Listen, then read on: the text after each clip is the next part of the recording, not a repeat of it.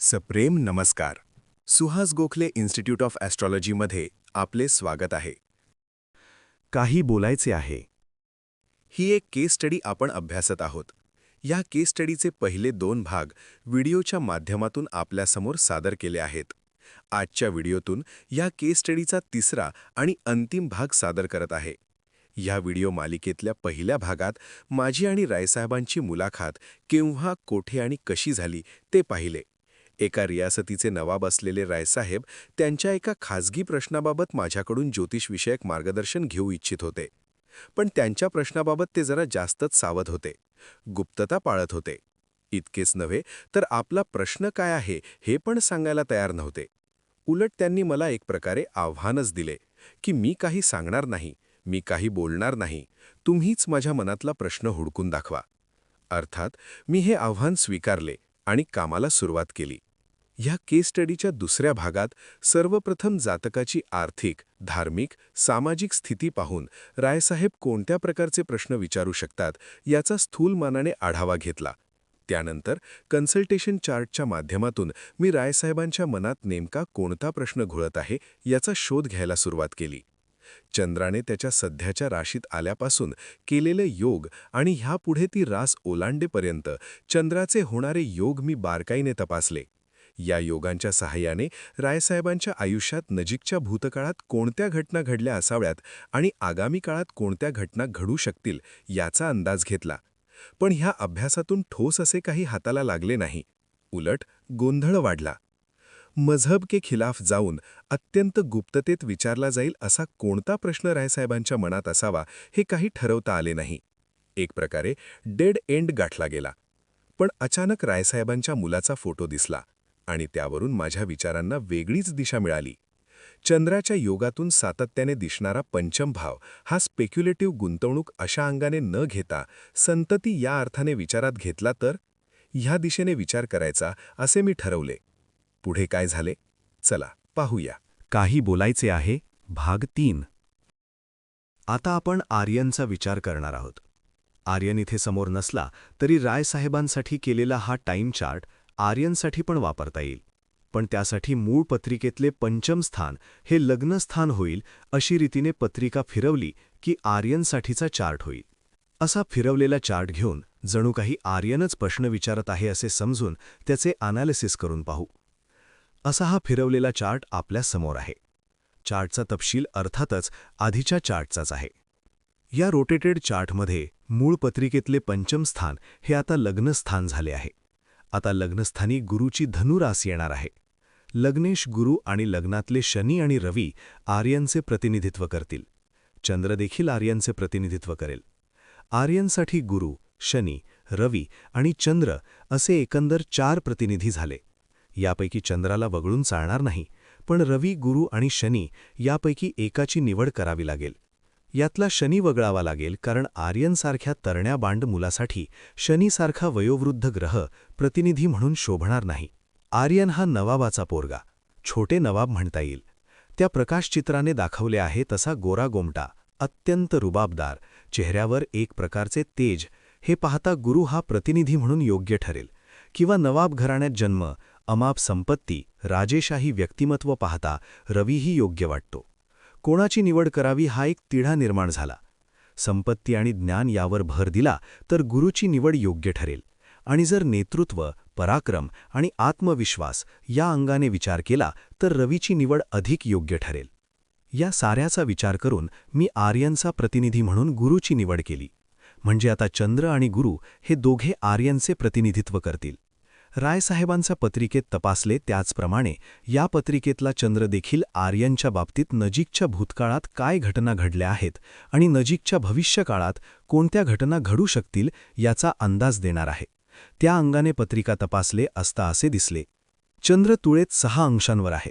तुळेत आल्या आल्या त्याचा पहिला योग हा रवीबरोबर केलेला केंद्रयोग होता. रवी लग्नात आहे आणि नवमेश आहे.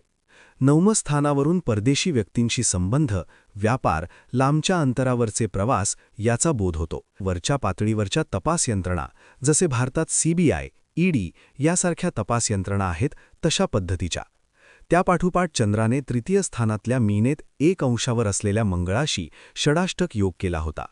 तृतीय स्थानावरून करार मदार, संभाषण, कागदपत्रे असा बोध होतो.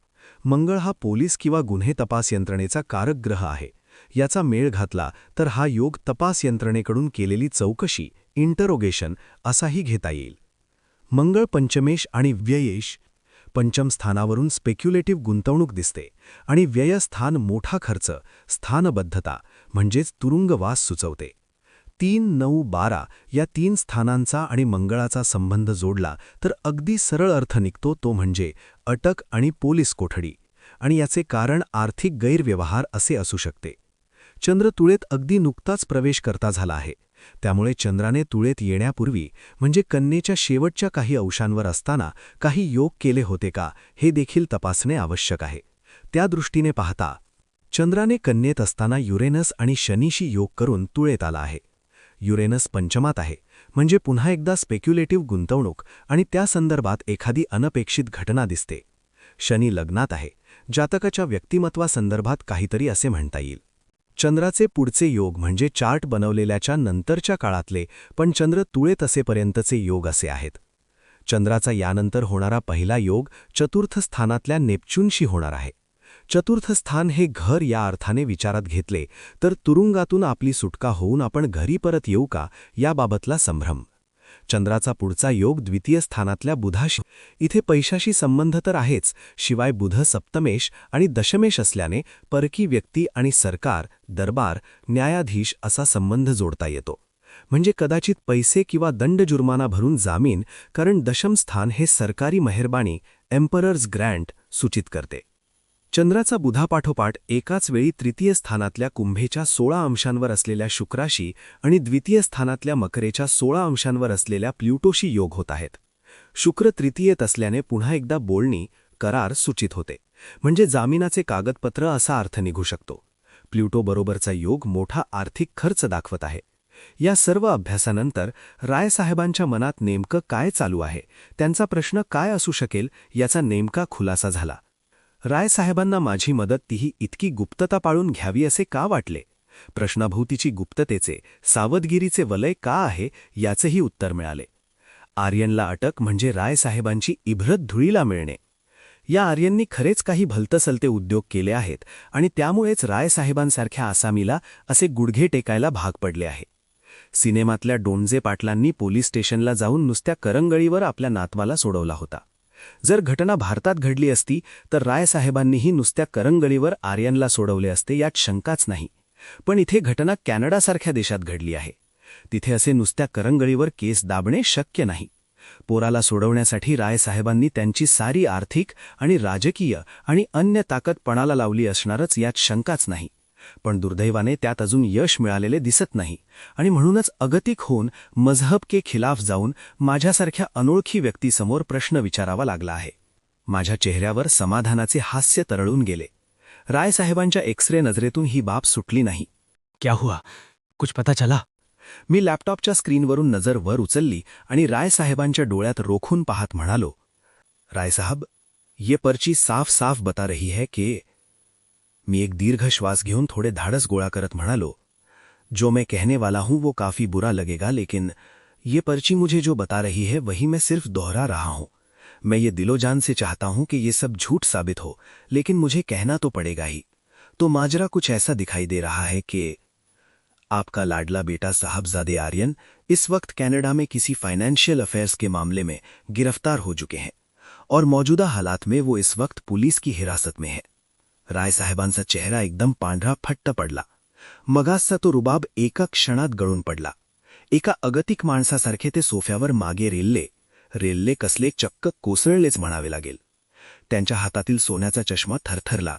त्यांनी हातातील ग्लास बाजूच्या टेबलावर ठेवला आणि अस्फुट आवाजात म्हणाले, या अल्लाह परवरदिगार, आप बिल्कुल सही फरमा रहे हो.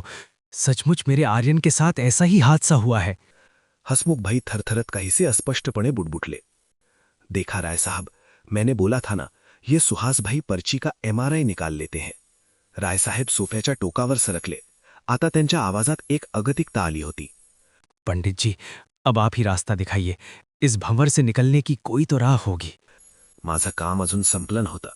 रायसाहेबांचा प्रश्न तर ओळखला, आता त्या प्रश्नाचे उत्तरही द्यावे लागणार आहे. आणि मग मी पुन्हा एकदा त्या कुंडलीकडे वळलो. गुरु आर्यांचा प्रतिनिधी असला तरी तो सुखेश आहे, म्हणजे घर, आणि शनी धनेश आणि तृतीयेश आहे याचा मेळ घातला तर जामिनावर सुटका असा निष्कर्ष काढता येईल. जर आर्यनने स्वतः मी सध्या अटकेत आहे, माझी किमान जामिनावर तरी सुटका होईल का असा प्रश्न विचारला असता तर आपण काय पाहिले असते? 3-9-12 वरून अटक असल्याने आता सुटका पाहायची असेल तर 4-11 भावांशी आर्यनच्या प्रतिनिधींशी योग होणे आवश्यक आहे. चतुर्थेश स्वतः गुरुच आहे, पण आर्यनचा दुसरा प्रतिनिधी चंद्र आणि गुरु यात योग होणार आहे. शुक्र लाभेश आहे आणि आर्यनचे दोन्ही प्रतिनिधी गुरु आणि चंद्र हे शुक्राशी योग करणार आहेत. म्हणजे सध्या अटकेत असलेल्या आर्यनची किमान जामिनावर का होईना सुटका होणार आहे. चंद्राचा शुक्राशी योग व्हायला 10 अंश लागणार आहेत. म्हणजे 10 दिवस, 10 आठवडे, 10 महिने असे टाइम स्केल येऊ शकेल. त्यापैकी 10 आठवडे हे स्केल मला योग्य वाटले. आता यात रायसाहेब कसे रिफ्लेक्ट होतात? बुध हा दशमेश म्हणून रायसाहेबांचे प्रतिनिधित्व करेल. बुध गुरु योग होणार आहे, म्हणजे आर्यनची आणि रायसाहेबांची भेट होणार. याआधी आपण रायसाहेबांची समयपत्रिका पाहताना त्या पत्रिकेतल्या शुक्राशी नवपंचम, प्लुटोशी केंद्र योग, उद्योग, व्यवसाय, प्रतिष्ठा, भागीदार, करार इत्यादी. दशमावरून सरकार दरबार, न्यायाधीश असे सूचित होते. करार, बोलणी, वायदा, वचन, संवाद. प्लुटोबरोबरचा योग एखादी गोष्ट विनाश पावून त्यातूनच दुसरे काहीतरी नव्याने निर्माण होणे असा काहीसा घटनाक्रम सुचवतो.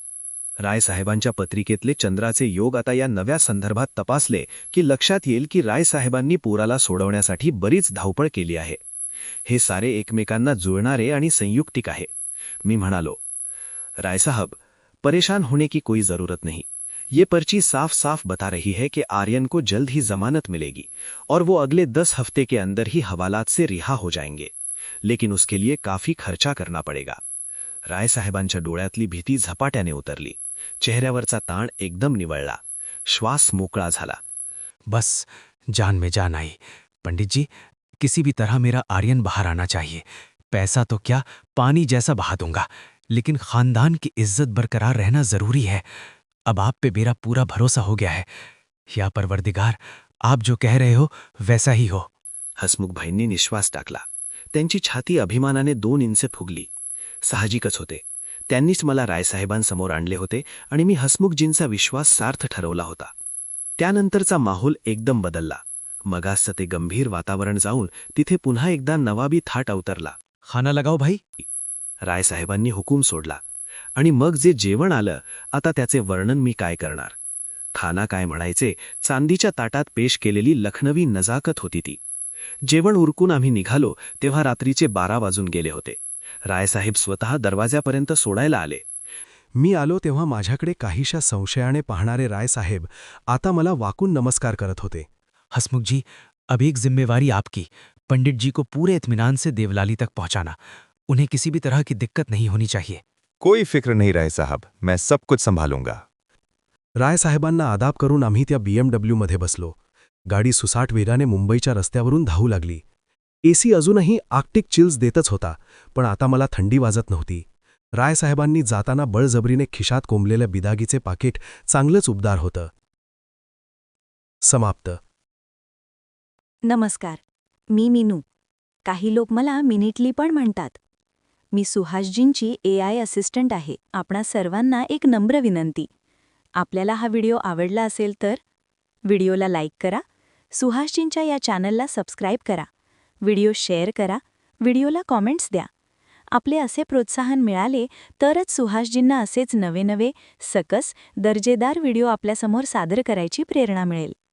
सुहासजी नेहमी म्हणतात, मीने, बघत आहेस ना, इतके चांगले व्हिडिओ बनवून देखील प्रतिसाद नाही, मग कशाला हे व्हिडिओ बनवत बसायचे? खरे आहे ते, पण निदान इथून पुढे तरी आपण हात आखडता घेऊ नका. तर पुन्हा भेटूया पुढच्या व्हिडिओत. धन्यवाद आणि शुभेच्छा.